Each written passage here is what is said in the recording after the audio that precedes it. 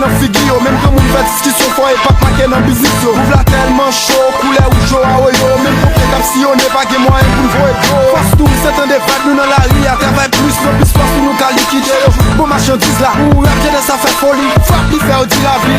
Souf le barre nan figu, yak make a deboli. Yan avance nan ton gen chan. A ki pa nou pa nan gade, paske la jeunesse c'est mas plan. Nou pa nan bate, paske eduke c'est pas ton. Si sen depande e fon sakrifis nou fèn batre bof. Si vin avek sagesse kamen nou koto pa kwen. Me kritik avek pares pa men nou pa patnen. Fok moun bat avek la vi men si pa prene l pa kè. Ma kontinye pou men pou sa kwen. Yeah, jous au bout.